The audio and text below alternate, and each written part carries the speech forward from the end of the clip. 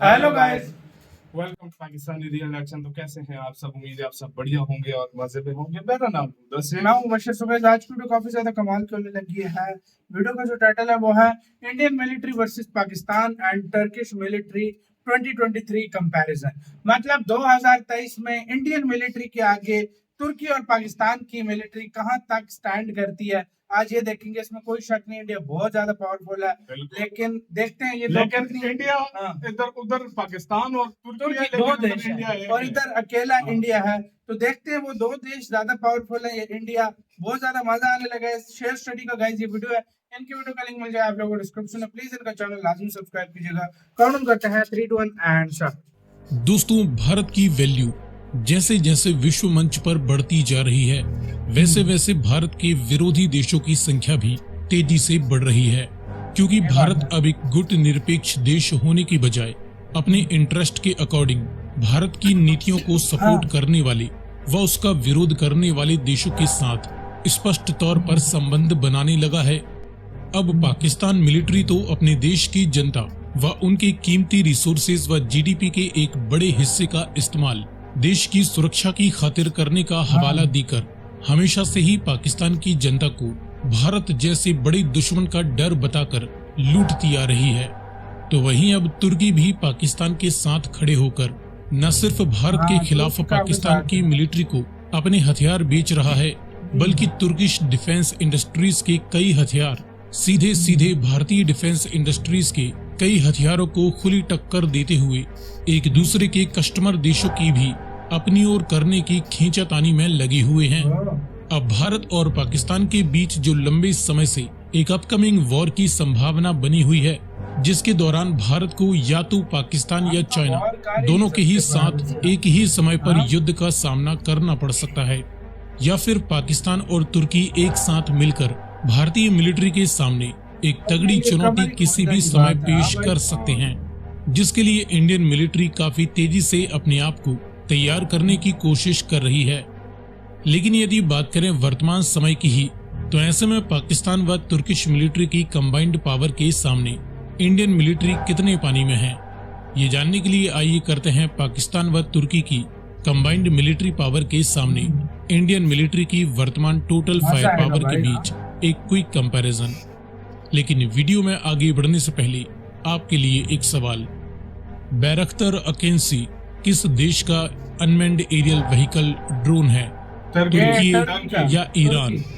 यदि आपको इसका जवाब मालूम है तो कमेंट में लिखकर बताएं। साथ ही जानकारी पसंद आए तो वीडियो को लाइक एंड शेयर करते हुए चैनल को सब्सक्राइब करना ना भूलें। अब चलिए शुरू करते हैं इनके बीच कुछ बेसिक फैक्ट्स के आधार पर कंपैरिजन से। इसमें शुरुआत करें टोटल कंबाइंड एरिया से, तो तुर्की और पाकिस्तान दोनों ही देश मिलकर टोटल दुनिया का 15.8 लाख स्क्वायर किलोमीटर का एरिया कवर करते हैं। इंडिया अकेले ही इनसे लगभग 2 गुना यानी 32 लाख स्क्वायर किलोमीटर का एरिया कवर करता है। इसी प्रकार कंबाइंड पॉपुलेशन में पाकिस्तान और तुर्की की टोटल कंबाइंड पॉपुलेशन 32 करोड़ से ज्यादा हो चुकी है। इंडिया की करंट पॉपुलेशन दुनिया में सबसे ज्यादा है, जो कि 142 करोड़ का भी आंकड़ा पार कर चुकी है। नॉमिनल जीडीपी की बात करें तो तुर्की और पाकिस्तान की total nominal GDP 1.3 trillion dollar value से भी ज्यादा आंकी जा रही है। वर्तमान समय में भारत की nominal GDP 3.7 trillion dollar value की हो चुकी है। डिफेंस बजट में तुर्की और पाकिस्तान दोनों ही मिलकर अपने डिफेंस पर सालाना करीबन 35 बिलियन डॉलर वैल्यू तक का खर्चा कर देते हैं। इंडियन मिलिट्री अकेले अपने डिफेंस पर इनसे लगभग 2 गुना करीबन 72 बिलियन डॉलर वैल्यू का खर्चा कर देती है। वर्ल्ड मिलिट्री पावर रैंकिंग की बात करें तो इस रैंक में पाकिस्तान दुनिया का सबसे ताकतवर मुस्लिम देश है, जो कि पूरी दुनिया में 7वीं सबसे ताकतवर फौज रखता है। तुर्किश मिलिट्री दुनिया की 11वीं सबसे ताकतवर फौज है। इंडियन मिलिट्री दुनिया की 4थी मोस्ट पावरफुल मिलिट्री है। तो यहाँ पर बेसिक फैक्ट्स के लगभग हर एक मामले में इंडिया अकेले ही तुर्की और पाकिस्तान दोनों से ही काफी ज्यादा आगे है। इसके बाद कंपेयर करते हैं जमीनी ताकत के बीच। तो इस फील्ड में एक्टिव मिलिट्री पर्सनल की करीबन 11 लाख से ज्यादा यूनिट्स तुर्किश और पाकिस्तानी फौज में मिलाकर हैं। इंडियन मिलिट्री के पास 14.5 लाख से भी ज्यादा एक्टिव ड्यूटी पर्सनल मौजूद हैं। मैन बैटल टैंक्स की करीबन 5,900 से ज्यादा यूनिट्स इन दोनों ही देशों की आर्मीज के पास हैं, जिसमें काफी लाइट यानी छोटे बैटल टैंक्स भी शामिल हैं। इंडियन मिलिट्री के पास 4600 से ज्यादा heavy man battle tanks available हैं। सेल्फ प्रोपेल्ड हवेजर्स की 2200 से ज्यादा यूनिट्स इन दोनों ही देशों के पास हैं। इंडियन मिलिट्री के पास करीबन 140 सेल्फ प्रोपेल्ड हवेजर्स इस समय मौजूद हैं, जिसमें अर्जुन 130 mm सेल्फ प्रोपेल्ड हवेजर्स की और भी ज्यादा यूनिट्स आगे शामिल होने वाली हैं। टाउड यानी फील्ड हवेजर्स की 5000 से ज्यादा यूनिट्स इन दोनों ही देशों की आर्मीज के पास हैं। इंडियन आर्मी के पास 3000 से ज्यादा टोटल टाउड हवेजर्स मौजूद हैं। मल्टीपल रॉकेट लॉन्चर्स की 2300 से ज्यादा यूनिट्स तुर्की और पाकिस्तान दोनों ही फौजों के पास मिलाकर हैं।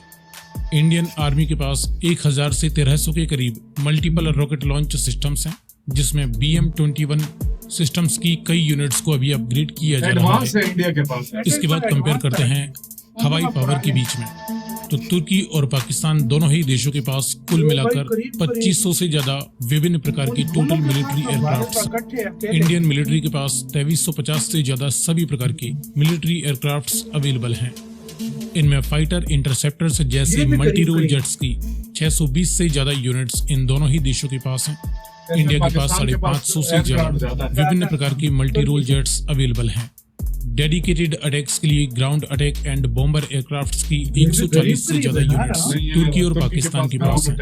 इंडिया के पास 120 के करीब डेडिकेटेड ग्राउंड अटैक एयरक्राफ्ट्स हैं, जो कि धीरे धीरे रिटायर हो रहे हैं और इंडियन मिलिट्री को जल्द से जल्द इन्हें अपग्रेड करने या रिप्लेस करने की आवश्यकता है। कॉम्बैट यानी अटैक हेलीकॉप्टर्स की 200 से ज्यादा यूनिट्स तुर्की और पाकिस्तान के पास हैं। इंडिया के पास करीबन 130 कॉम्बैट यानी अटैक हेलीकॉप्टर्स हैं, जिसमें आगे नंबर्स और भी बढ़ने वाले हैं। मास डिस्ट्रक्शन के न्यूक्लियर वारहेड्स की 170 यूनिट्स तुर्की और पाकिस्तान में अकेले पाकिस्तान के पास हैं। यह आंकड़ा गुप्त रूप से और भी ज्यादा हो सकता है। तुर्की के पास अपना खुद का कोई न्यूक्लियर वारहेड नहीं है। इंडिया के पास भी करीबन 160 के आसपास न्यूक्लियर वारहेड्स होने की संभावना है और इंडिया भी इसके नंबर्स किसी भी समय बढ़ा सकता है। इसके बाद बात करें नेवल पावर के बीच कंपैरिजन की, तो इस फील्ड में बड़े एयरक्राफ्ट कैरियर्स तुर्की और पाकिस्तान दोनों ही देशों में किसी के भी पास नहीं है। इंडिया के पास 2 हैवी एयरक्राफ्ट कैरियर्स हैं। हेलीकॉप्टर कैरियर्स की भी कोई यूनिट्स तुर्की और पाकिस्तान के पास नहीं है। हालांकि तुर्की के पास एक ड्रोन कैरियर शिप मौजूद है, जिसे ये हेलीकॉप्टर कैरियर के तौर पर भी इस्तेमाल कर सकते हैं। इंडियन नेवी के पास कोई डेडिकेटेड हेलीकॉप्टर कैरियर शिप नहीं है। दुश्मन की समुद्री ताकत को ध्वस्त करने के लिए डिस्ट्रॉयर शिप्स की फिलहाल कोई यूनिट तुर्की या पाकिस्तान नेवी के पास नहीं है। पाकिस्तान नेवी फिलहाल अपनी 2 ब्रिटिश मिसाइल गाइडेड फ्रिगेट्स को ही डिस्ट्रॉयर शिप बताती है। इंडियन नेवी के पास 11 डेडिकेटेड एंड डेंजरस वेपन्स से लेस डिस्ट्रॉयर शिप मौजूद हैं। फ्रिगेट्स की 24 यूनिट्स तुर्की और पाकिस्तान दोनों ही देशों की नेवीज के पास है। इंडियन नेवी के पास फिलहाल 12 एक्टिव फ्रिगेट शिप्स मौजूद हैं।